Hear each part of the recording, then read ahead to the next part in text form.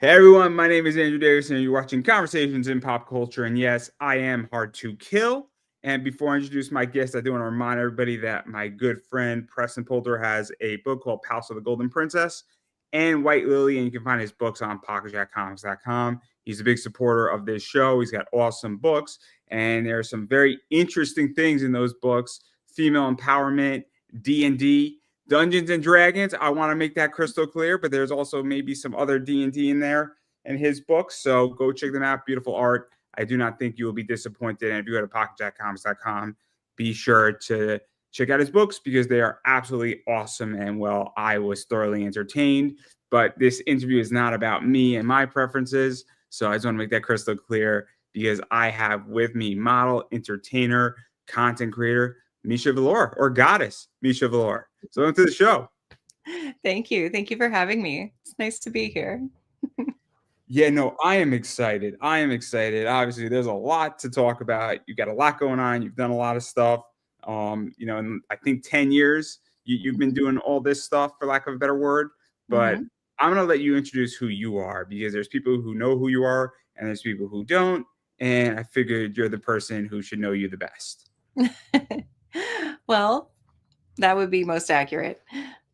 I'm Goddess Mishka Valour. I've done all sorts of fun things, created all sorts of fun content, adult content to be specific in the fetish world.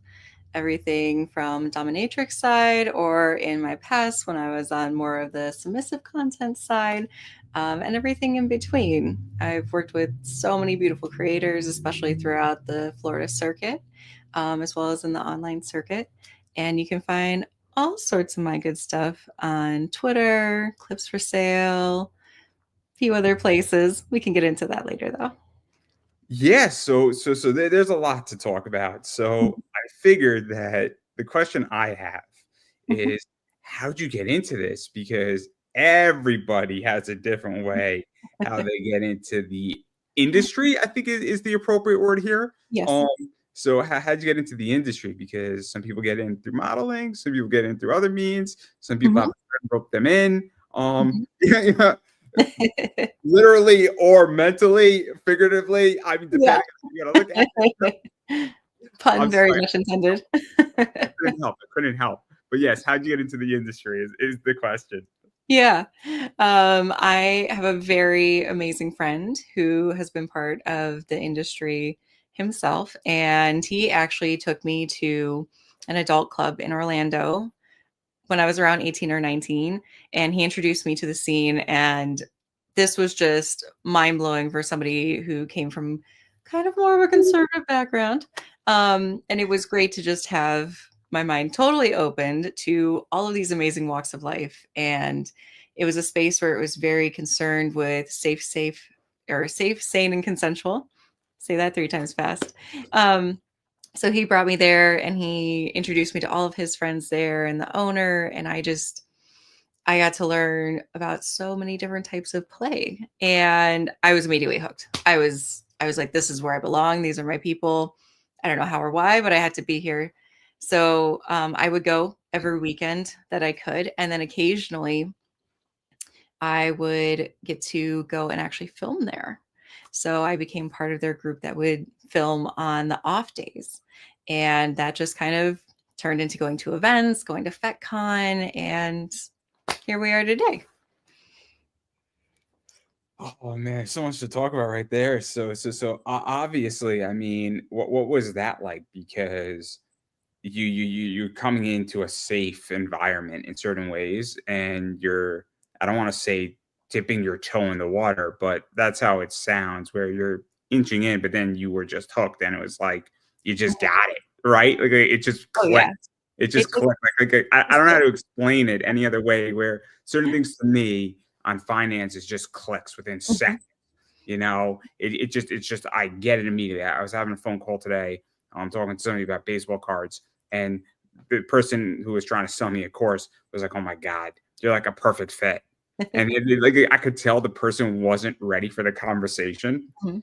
and what I was explaining to him, and he's like, "Oh my god, like you know more than probably half the people I speak to," and and it clicked, right? So like, what was that like? Because that's like a weird thing sometimes, where something is just a perfect like the thing goes right into the peg. Hmm. Or, I don't know. I'm out of words here, but continue, please. Oh, you're good. You're good. I know what you mean when it resonates with you and you just feel like you've known it your whole life. Um, it was just amazing walking into what you would think was just kind of like this warehouse space. And then you walk in, and there's all of these women dressed in beautiful outfits, everything from not a whole lot to a whole lot more. Many beautiful dominatrixes and many beautiful submissives. Some of them are just wearing entire outfits made out of rope.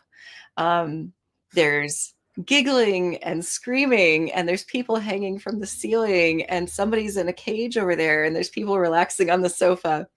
Just a beautiful world to walk into and to see how amazing it was that they were just accepted. And everybody there just really preached.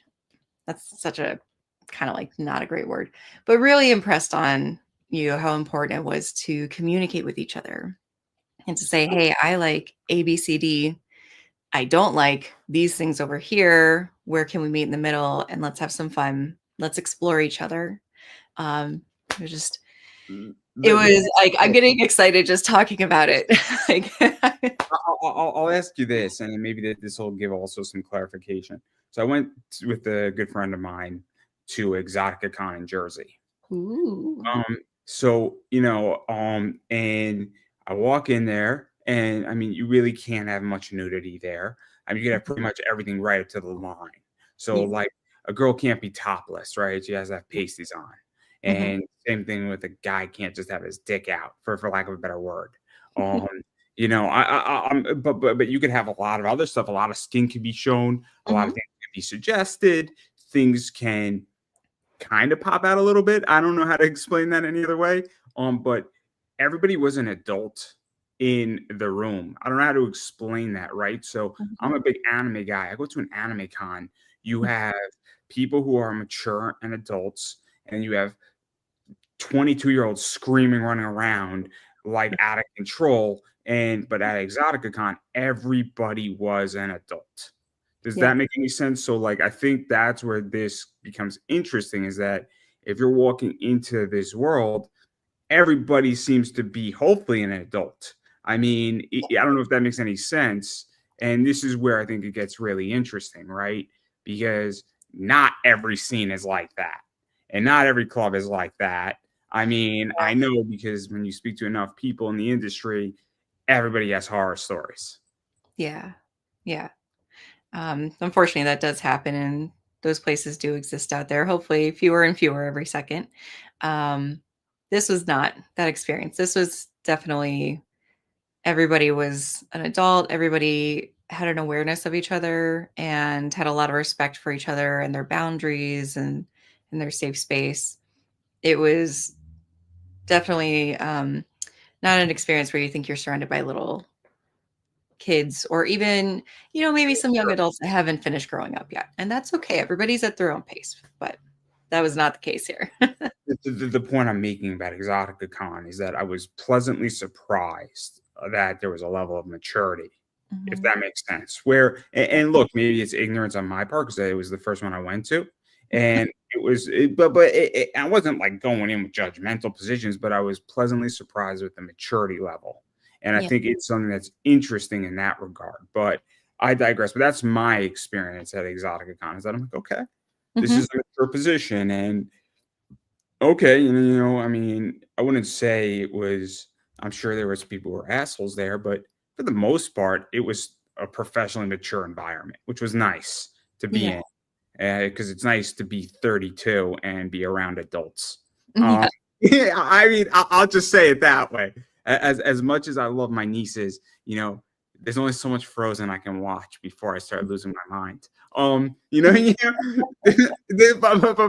I digress because I do want to talk about a bunch of stuff else, because obviously Florida is an interesting place, and you were around in Florida for a while as far as the kink community and all that Mhm. stuff. Yeah.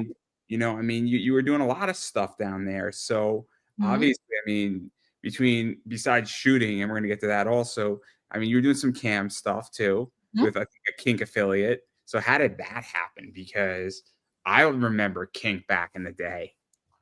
Oh yeah, Kink Live, the original. What a beautiful space that was. Um, so that was actually one of the evenings that I had gone to the club that my friend had first originally introduced me to. And one of the owners said, "Hey, I want to be able to use this space on off days. It's a chance for you to make some money. We can make some money. We make a little commission off of you for letting you use the space. You have access to all of the dungeon equipment." And they had all the computers and cameras and everything set up. And we would pair off with other creators. And sometimes it was two of us, sometimes we were solo. But it was just him coming and saying, "Hey, you like fetish? You're good at it. You're pretty. You want to be on camera?" And so I said, "Yeah, let's give it a shot." And it turned out to be some of the best days of my life. So let's talk about this because kink, I mean, camming is so interesting, right? Mhm, Obviously, I've spoken to every side of this, right? for I sure. mean, I've spoken to Ariel X, I've spoken to Sasha Nakamoto. If Mhm, you don't know who Sasha Nakamoto is, she's the girl on StreamMate who is a video game real engine mhm, cam model. mhm. Super trippy, super trippy. Um, but and I was going to Cherry DeVry on this, so I know way more than I want to know. I know all the economics of it. I know everything. I know Mhm. everything about this. Um, no, nobody thinks I know everything, but I do. I know everything except how to be on cam in that sector. But what was this like? Because this is brand new in many ways. I mean, it wasn't the first one, I don't think, Kink Live, but it was definitely precursor, definitely interesting. You know, Mhm. you had tip button. I wouldn't say the visual was great per se, but like, it wasn't their fault. I mean, I'm not trying to beat out Kink and make this bad, but like, what was that even like? Because I mean, it was kind of new territory. What was this, 2000, like 14, 2016 ish? Or Yeah.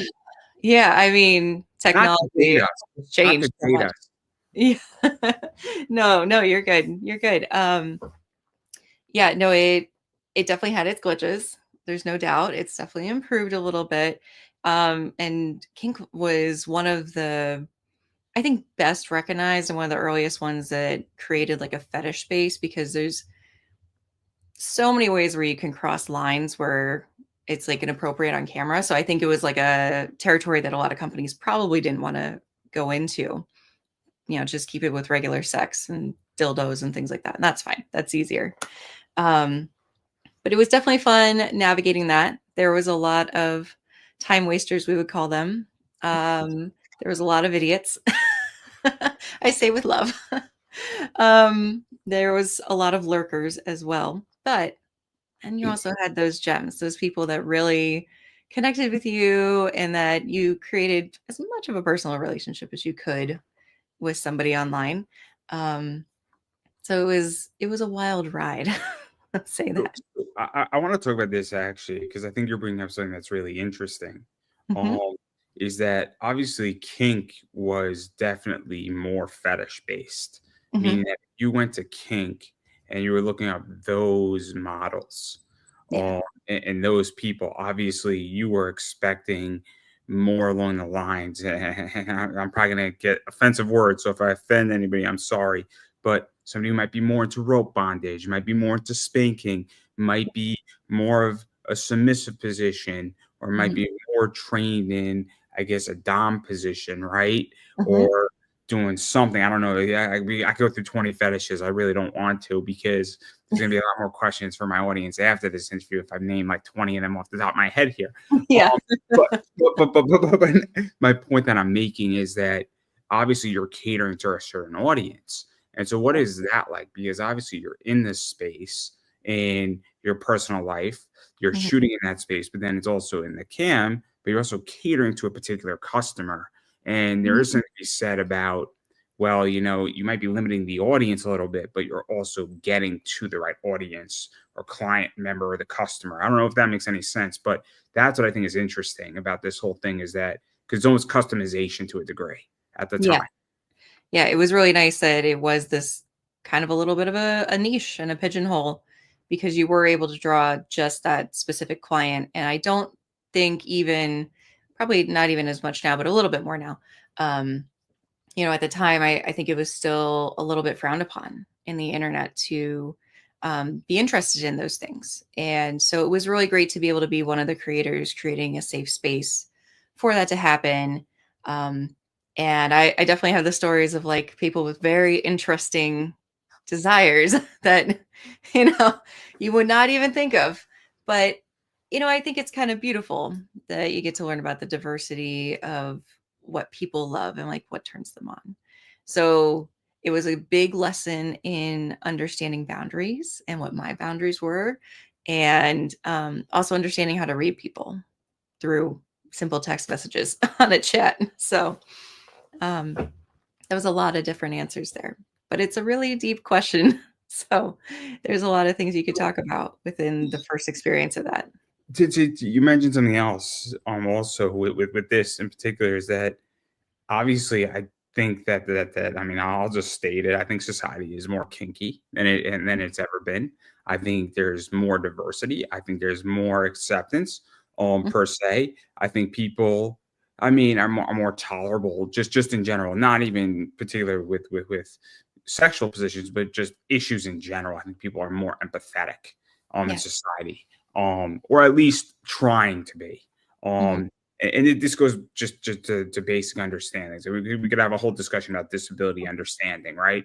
I think in Hmm. the last 20 years, the world has become a little bit more empathetic to that position, but then that also trickles down to everything else. So what is that like though? Because 11 years later, give or take, from 2014, I Hmm. don't think if somebody is into a particular kink that it's really frowned upon. Somebody's like, okay, like I don't really care. That's not news to me. Like I was speaking to a model maybe 3 weeks ago, and she's like, yeah, it doesn't phase me anymore. Something that was brand new in 2014. Like I don't know if that makes Yeah. any sense. So like, what is that like even looking back in retrospect? Because kink to me and those live cams were very much you're into something that's a little off bounds that you might not want to tell your partner that you like. Hmm. Hmm. It's true. Um, I think it's great to look back in retrospective on it and just take a minute to realize that maybe we were pioneering in a weird way, which you never think you are when you're living through a moment, right? But I think in some ways we were. And of course, the kink community has some overlay into the LGBTQ community, and it is through their presence and their, you know, visualization in the world and just being more seen and allowed and accepted, which is so great. That has also benefited us. Rising tide lifts all boats. Um, so I think it's really, really great that we had a space to do that, to provide people a safe space to say, I want this really unusual thing. It's not exactly hurting anybody, and I'm happy to pay you money for it. Okay. Just so many things I could say to that. Oh, yeah, Again, I'm sure. so many things I could say. To that. I'm choosing not to say certain things. You Just because know. I know my place. I Mhm. know very easily you could destroy me. So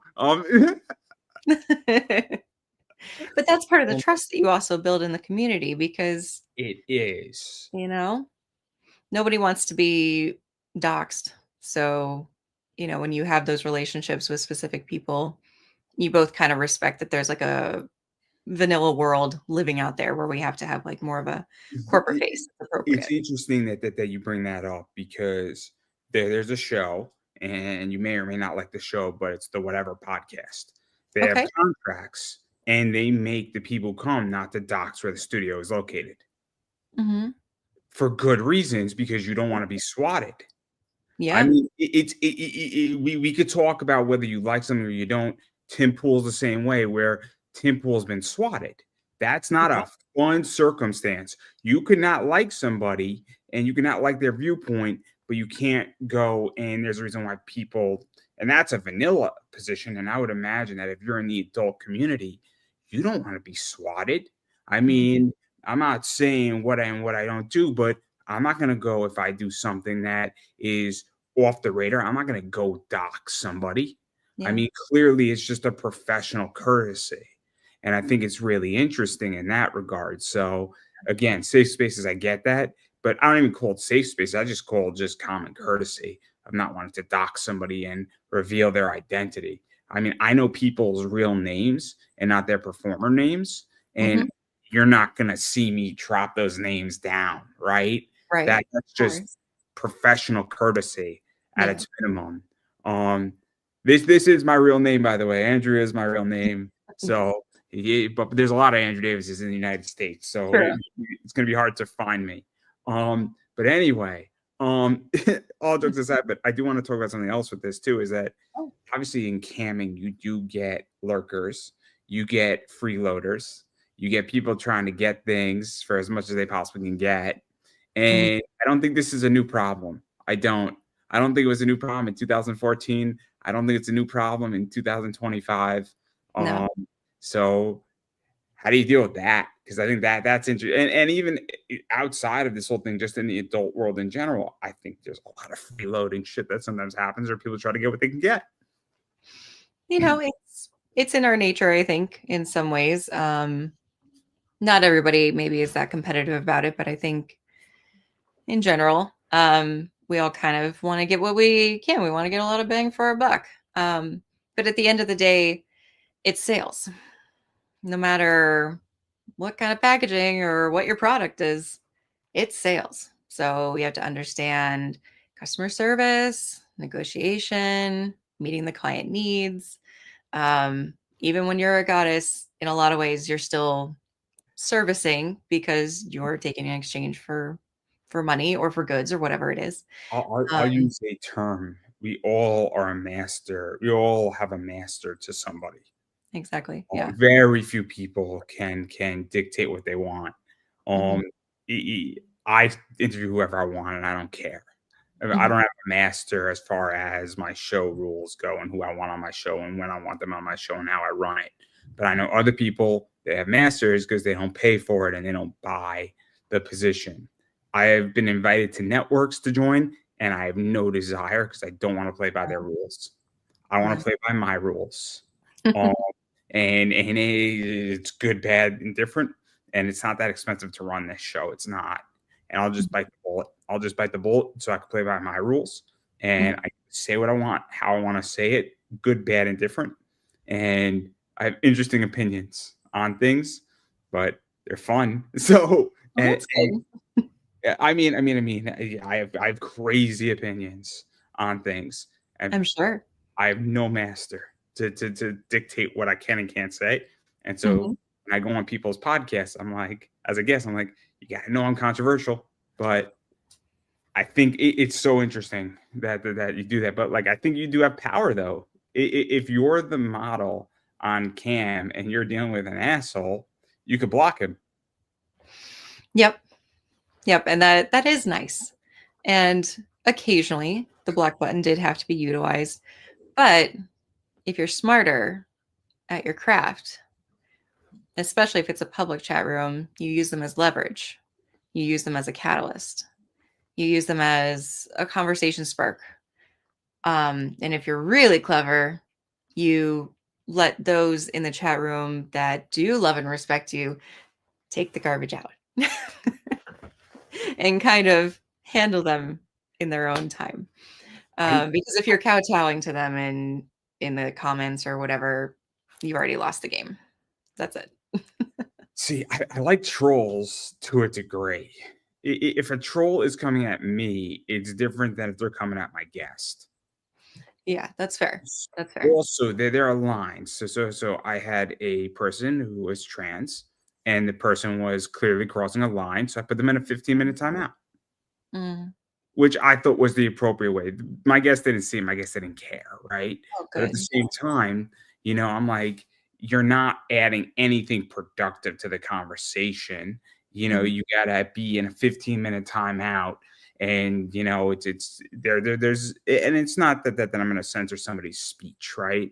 somebody could say whatever they want to say. It's not my job to censor speech. It is Yeah. my job, though, that if you're not adding anything to value or you're not making a fair attack, if you think the question I asked was stupid, that's a fine attack. But you shouldn't, or if you think that, oh man, Andrew, you look like you're hammered, and why are you on the show? Your show sucks. That's fine too, to a degree. I'm not happy about it, but there are lines where it's like, why are you just being disrespectful? There's no point in that. But I Yeah, do think you have a lot of power when you're camming. So it's I true. think It's true. And like you kind of feel it too when you're on that. camera. It's true. It's true. Well, maybe not for everybody. And maybe not the first couple times I went on camera because that was a little more nerve-wracking. Um, because I had varied experience in it. But to do it formally and to do it for actual exchange of goods, that was a little different. But you feel it in your soul, you feel it in your spine that you kind of have this power and you get to be a little bit of something that maybe you aren't when you're just at home in your slippers, you know. Let me ask Just you on this this. persona. So I've been paid for a bunch of stuff, right? So obviously, I've had sponsorships, and it's nice when you're being paid to do something, or it helps cover, costs around a show and a bunch of other stuff. Sure.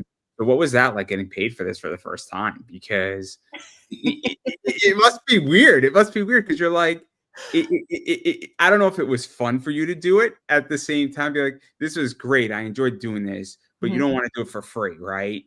People say, and the Right. saying is that if you enjoy, being in the adult community, you should do it for free. Well, you can enjoy something, but still want to be paid for it, right? Like, I mean, Yeah, yeah, and there's definitely like investment and things that go into it, clothing, unless you aren't wearing clothing, I guess that's not an investment. But you know, you still need your camera, you need your setup, you need your toys, whatever kind of toy that may be, whether it's a riding crop or a dildo, you're gonna need something.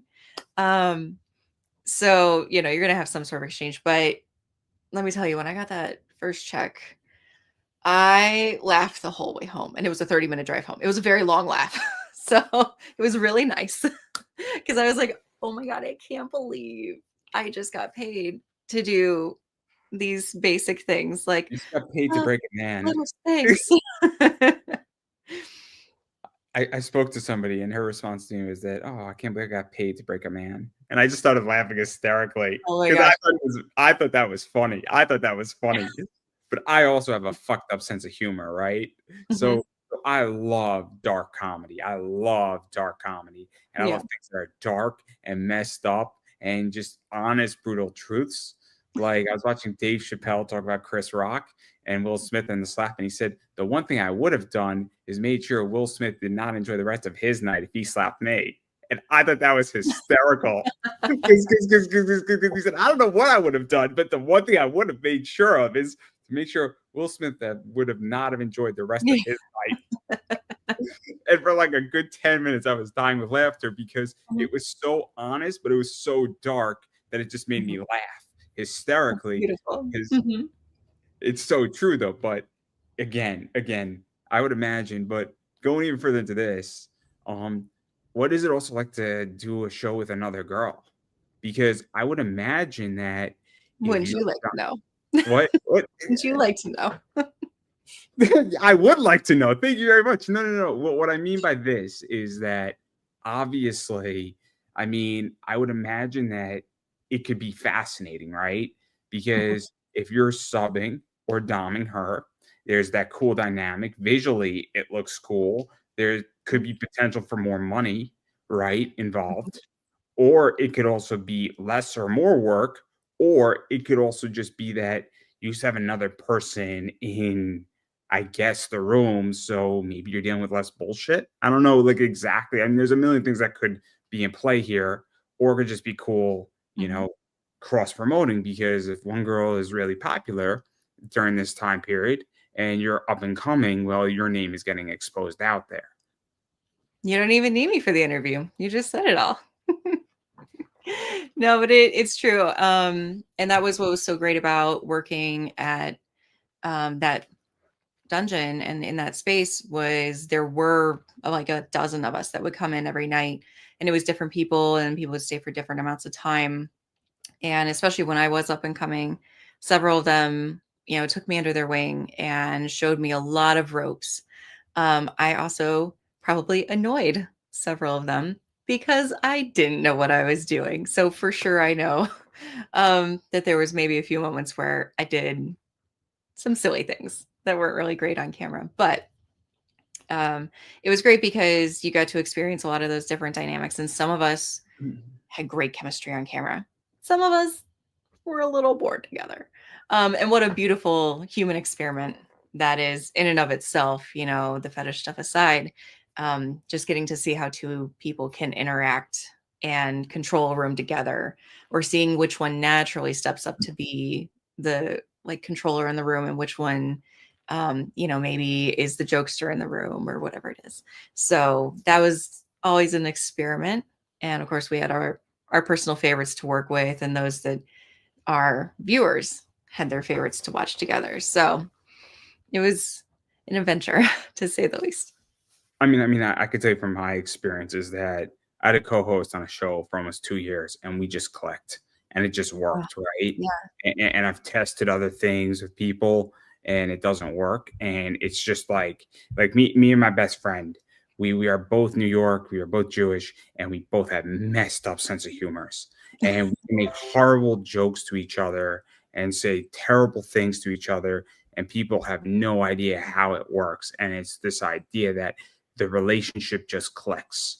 Mhm. And I don't know if that's how you felt with some of these girls that you were working with, where just some of you just naturally clicked. And it's like some of you, not saying you're oil and water, but the clicking wasn't the same, because when two people just click for whatever reason, whether it's upbringing, thought process, ideology, philosophy, understanding of something, some weird connection, I don't know, like I can sense it, right? I mean, I don't know if anybody else can, but I can sense when two people in a shoot or a scene like each other, Mhm. and they have good chemistry, it can be felt.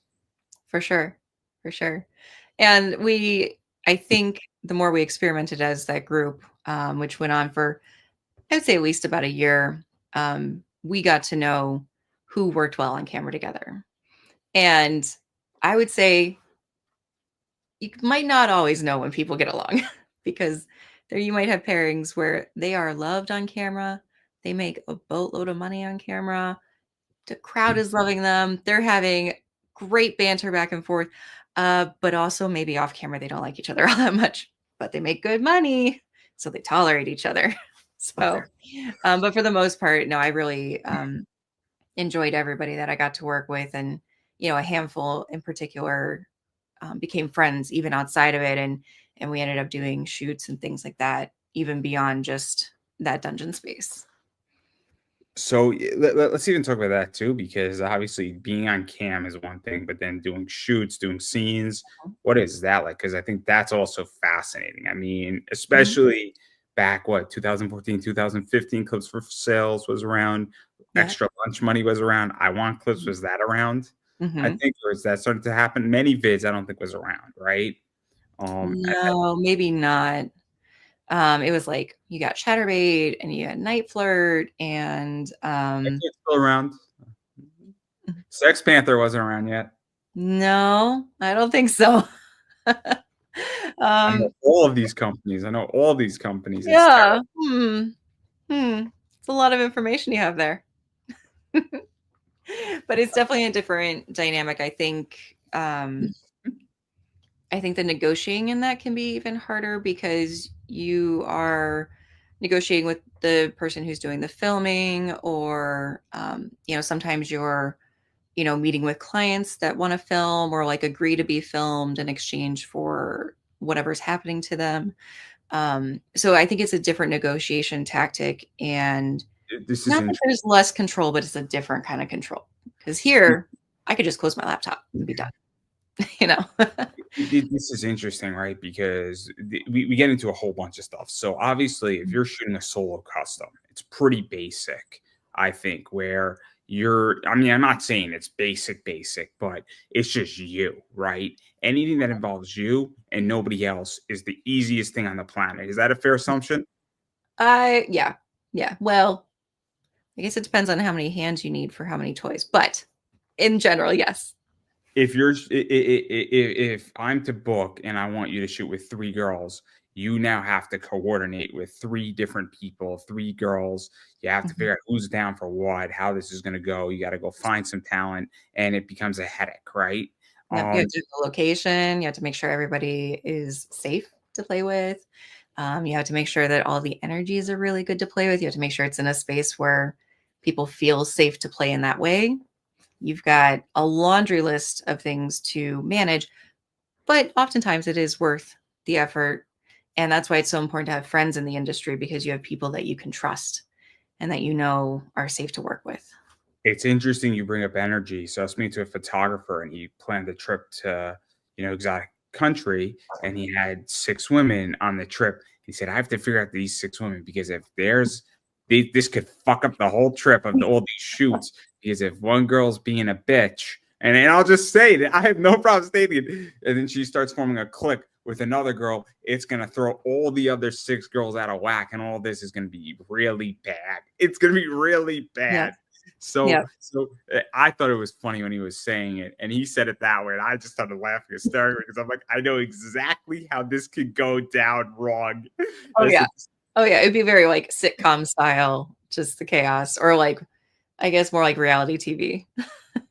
it could be good TV. It could just not be good Yeah. for him. But it could be funny to watch. Again, I have a fucked up sense of humor. But not the point here. But like, this is where I'm going with this is that, and then you brought up another thing that I think is really interesting. This is what I was speaking about with Ariel X to some degree. We look at OnlyFans, and I don't know when a girl is shooting with a guy how safe it is per se, because if you're on OnlyFans, I don't consider that professional to the same as if it was on a scene shoot. I don't know if the same safety standards are in place. I don't know how it's being monitored. And it doesn't affect me because I'm not gonna go and touch an OnlyFans girl. No offense to her, but it's just not my cup of tea. Just on a safety level. I like to be safe and I like to know who I'm in a relationship with, where she is going and being around. And preferably, I'm hoping that we're monogamous with each other. I think monogamous means single, right? Hmm. Hmm. So because I'm not a polyamorous person, Okay. so it's just not me as my personality. So the Yeah. person I date and have dated, we are exclusive to each other. Hmm. So, but like, I also feel safe in that regard because there's a lot of crazy shit out there. Hmm. So where does the line go in that if you're, for example, choosing to play with somebody online, but you're seeing somebody or you're with somebody, is that Oh, I crossing the mean, that's a good question. So when I was dating somebody, I didn't really play online. line? Mm. Um, and also, you know what it is? I mean, I think it's also different if you're ordering a custom because I mean, this is a good question though. It's a good ethical question because what Yeah, there's constitutes no right answer. There's no wrong answer. no, It's no, just no, no, no, no. It's a legit question. So I don't. So you could. It's interesting because could you technically emotionally cheat on somebody? I think you technically could. Mhm. Um, obviously I'm single right now, so whatever I want to do, if I want to play online or I want to, Yeah. do something, I can do whatever I want. I have no obligation, right?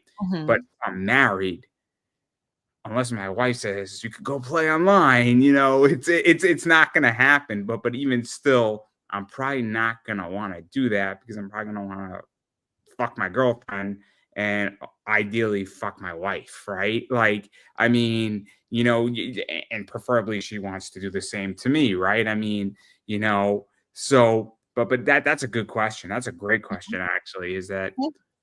but then again, I don't think it's necessarily wrong I don't think if a guy watches porn and he's married that he's cheating on his wife. I personally agree with that. I think exploring sexual interests, especially through porn, is a great starting off point to see if you're interested. Because even with our most intimate partners, we're not always brave enough to come out and say, "Hey, I'm interested in this kind of like unusual thing." First you're going to test if you like Yeah. viewing it, and then you're going to imagine it, and then you're going to bring it up. Sure, but again, I don't think cheating is watching porn. I think No, I doing a night would have to flirt. agree with that personally for my own Yeah, kind of, yeah, yeah, yeah. you know. I think on a logical level, I think it's a hard argument. Now you could say it's wrong technically to do that. That's a different discussion, but it's not cheating to me. But then we have to get into a whole philosophical discussion about what is right and wrong, and we'd be here for the next 10 hours. We would Which is have not no what I answer want at to the do. end. This is I don't really want to get into morality per Totally se. understandable. Yeah. Me and Andrew Wilson will tear that up. No, that's terrible. You guys have fun with that then.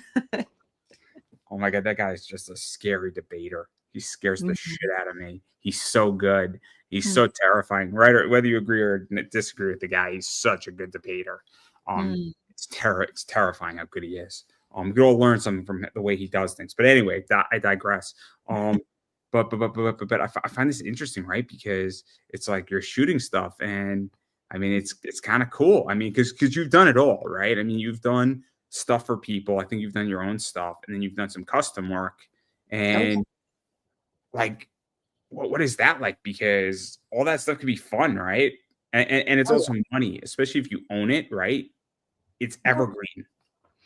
The money is definitely really nice. And I have experience in both where like um all of the things that were filmed at the dungeon, part of the agreement and payment, if you will, for like using the space was that they got to keep all of the recordings. So they still have those up for sale and they will get whatever revenue comes from them. Now, granted, like you pointed out, the quality is not that great after 10 years. A lot of the names are not like as in the business anymore. So you might not get a lot of money from that anymore. But, um, I've definitely done everything from doing the customs to going and doing shoots to meeting people for personal sessions. I would say probably doing customs and going to shoots are the safest options and usually going to, be the easiest ones.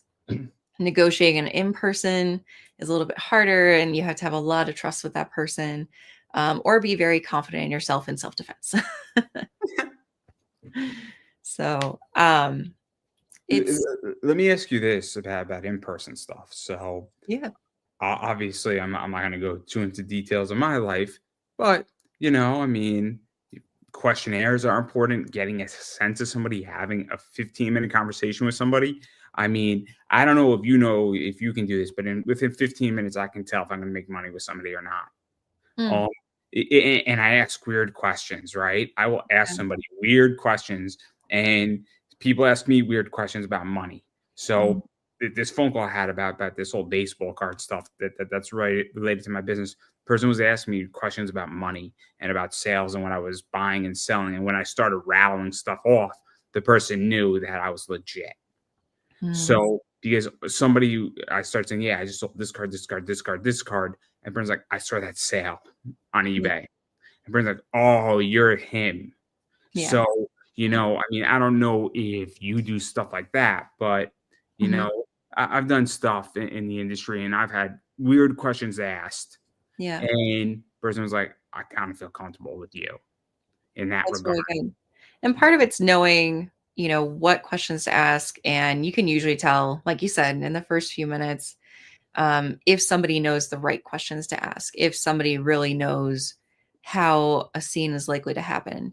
And that's not to say that you shouldn't give novices a try. But I think you have to know how to tell whether or not they're invested and whether or not their mindset's in the right place. Because we still want to do it safe, sane, and consensual, right? Um, People talk about like, oh, I want to be broken. Do you really? Do you really? Or do you want like the experience of that, but you actually want to be okay at the end? Because that's probably what you actually want. You still want to be able to go back to your normal life afterwards. So there's different lines, and you have to know how to ask those questions without breaking the facade, without taking away the magic of it all. You know. I'll ask you an interesting question is that, I mean, I don't know how you feel, but let's say a guy says, I want to be a sub, right? Mhm. So This is my issue with fin doms. A Mhm. good fin dom should know not how to bankrupt her sub. And Well, and no. and, and it be what would you say? I said, well, no, then you don't get any more money. So it's you agree, right, with what I just said, right? I want to make Mhm. sure. Okay, sometimes words miss me, and then sometimes it Oh, doesn't yeah, connect. sorry. Yeah, No, you're no, good. no, no. Sometimes things just don't connect in my head, right? Because somebody said I agree or I disagree or no, but they agree, right? I just wanted to make sure we're on the same page. So because the analogy I use is that you buy a cow, you can do two things with the cow. You could kill the cow and sell the meat and get your money out, or for the next 15 years, you can milk your cow and get a little bit of money every single week out of your cow, and you might make more money. But if you kill your cow, you made your money back within a week, and maybe you made $25 on your cow, but you don't have a cow anymore. Exactly. And Exactly. So you have so, to know when to kill the cow because sometimes it's time to kill the so, cow. so my point is that about what I'm doing is that I think a good dom should know where her subs lines are, whether it's both male or female, it doesn't matter, or whether it's I don't know if it's a male dom or I don't know what a male dom is. I don't know exactly what these terms are, but I should know if I'm doming a girl where her line is, and I should know kind of what she wants, and Yeah. I should have an idea, and I should have some essence of responsibility, and I think it's an art. I think it's an art to understand Mhm. where that line is, because if a sub Yeah. goes to you and says, I want to be broken and I want to be ruined, you don't get to fucking tattoo his face. I mean, I'm using an extreme example, but like, Well. No, but I understand what you mean. You have to know where those boundaries are. And that was one of the most important things that I learned from the community that I had in Florida was that not a single scene ever happened within that space without having a conversation before. And I'm talking about in person, just adults enjoying each other's company, right? Not technically like part of filming or anything, but these were always things where there was always a conversation beforehand. There was, what are your hard no's? What are your, signs of like you're done? And then there also was the basic green, yellow, red system. And every person who was topping knew that they had to check in every few minutes and just say green, yellow, red. And that submissive had to respond where they're at. There was also Mayday, which only ever got called once in that space. And that's where every dungeon master descends upon you and they kick out the person that was, going over the line. So, but no, it's very important to know where those lines are. And there's no doubt that I've probably crossed a few of them. Um, and sometimes you kind of don't learn until you both learn where that line is. Sometimes we both don't know where a hard no is until you figure it out together. But that's why you have an aftercare conversation too.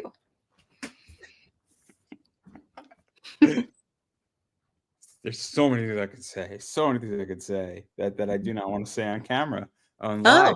okay. You have to tell Because me later because I'm curious now. I want to know. You can't just leave me in the dark. I won't leave you in the dark. Again. There are things that are very public, and then there are things that are very private. Naturally. Um, so, and not like, I mean, again, I didn't tell anybody I had a job for like a year and a half when I first got my job, because I didn't know if I was going to survive a week at my job. It was a very private issue, right? Right. Um, Yeah. because I'm like, I don't know if this thing is going to work out. I was there for almost 3 years Wow. before I was laid off for a reduction of force. But Mhm. anyway, I didn't tell anybody because I'm like, I would rather not. If I don't stay 2 weeks, it's just like it didn't happen, right? Like that was the Yeah. theory behind it, is that everybody's like, oh man, I got a job. And I'm like, I left my job 2 weeks later. I didn't want to deal with the shame of failure Yeah. on Yeah. Facebook. So it was a private issue, right? Mhm. And so, and it's not good or bad. It's just a private issue. Um, Yeah. Yeah. You have to be careful about who you share your information with. And I think that's true of any subject, you So, know. but I do appreciate the conversation about aftercare. Anyhow, I guess there's so many things about that. But yes, but when you own your content, it's Yeah. evergreen for life. And I've Oh, learned yeah, that it is. Mhm. on an interview basis, I have a lot of content that I own. Of A course. lot. I mean, if I never did an interview again, I would be good for the next 50 years of releasing content broken up. When you have 1,300 interviews and you get about 10 to 12 pieces out of every single interview cut up as Yeah. micro content, you have so much content. It's Mhm. insane. It's Yep. insane how much content I have. It's disturbing. And then I have another 120 audio interviews that have never been released either. So Wow. I need help with getting the content out. Because but not the point. But it's a cash cow when you do that. So Yeah. what is that like for you? Because I think you have I want clips. I don't Mhm. know if you have a many vids. I don't know. Do you have an OnlyFans? Because that's a whole also box of worms, for lack of a Yeah, better. it's another box of worms, and one of the challenges is that there's so many platforms you can be on, and I think one of the, you know, novice mistakes I made was that I wanted to be on every platform, but then you can't maintain any of the platforms. So that doesn't really work. You should really pick maybe 3 or 4 that you can really maintain, 3 of the ones that speak to you. Um, I agree. I yeah. agree. Yeah, you can't do them all. You can sell anything, but you can't sell everything. So I picked, ones that I really wanted to focus on, and I still get residuals from those. Granted, maybe not as much as I did since I kind of stepped away from it when I moved to Ohio, but I'm kind of stepping back into it now. So it's been nice though. Every once in a while, you just get a little check and you're like, oh, somebody out there is enjoying that. So, It's so fun.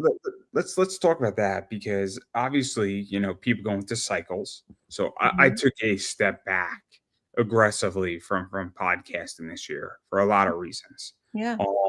I was still doing it, but I wasn't releasing massive content, and now I'm stepping back in and gearing up, and I'm setting up quarter 4 and quarter 1 of next year on micro content. And I have the whole thing planned out. So I spent a lot of time editing content and building it out and building Mhm. out social media. But I took essentially 9 months off. Wow. Just a lot of shit. I mean, I was still doing interviews, but I wasn't aggressive on social media and Yeah. driving traffic just because it wasn't working. What's the point?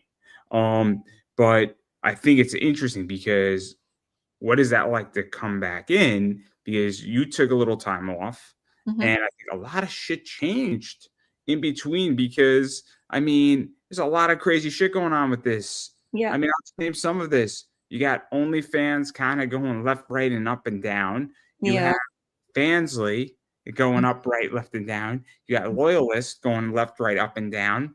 You Yeah. got basically on many vids doing what they're doing. You got Clips for Sale still around. I Want Clips is kind of there.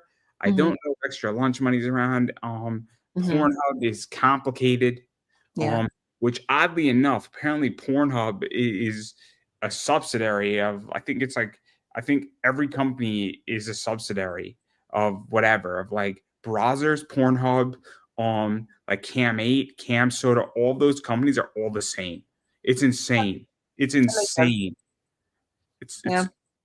oh, just, and the only thing that's come out of browsers has been like a video game company and a video game news site because the people who did that had an exit on that and they built like it's the weirdest fucking thing that like a comic news source company has come out of porn. Yeah. Um, so who said big tits didn't help anybody? Mm. Sorry, I couldn't help Good it. I couldn't help problems. it. But, but, No, but, but but, it's been interesting because the landscape is changing so much. And even the thing that I've seen change drastically in the past year that I've been like kind of redabbling into it is the phenomenon of AI. And that's been a whole wild thing coming out because there's a lot of models that are very concerned that their likeness is being used, their content's being downloaded and overwritten and AI-ified and then resold. So I think the landscape is a lot different than it was. I think it's improved in some ways, but it definitely has maybe not improved in other areas. I do think there will be a big push though for authenticity, and I think there will be a group that's going to want AI no matter what, and they're just going to go do it and let them have their fun. And there's going to be people who test it out, and they're like, it's fine, it's whatever. But they're going to come back to the real life sessions. I think that's going to be the key is these conversations that so people are going to enjoy. again, I'm a big AI guy. It's coming. It's You here. have to accept it. It's here.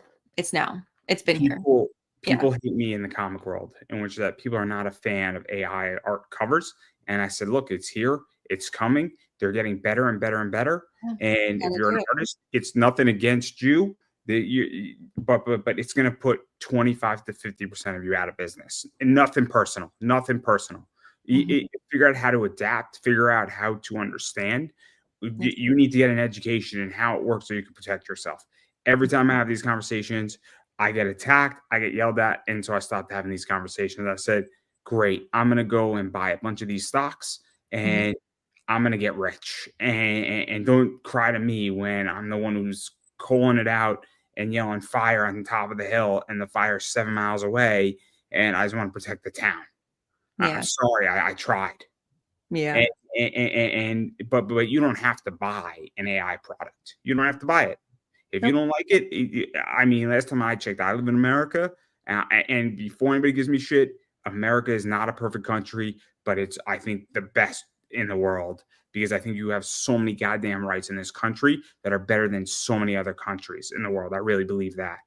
And I'm Mm, not saying it's perfect by any stretch of the imagination, but I do believe that it is the best. And there's always room for improvement. But mm. I'd rather live in America than Russia. I'll By give you that. I'd probably rather live in Finland or Sweden. Fair enough, fair enough. But you understand the argument, right? Yeah, The there's no doubt that there's room for improvement. And I think that there's still a lot of people that have good values here in this country.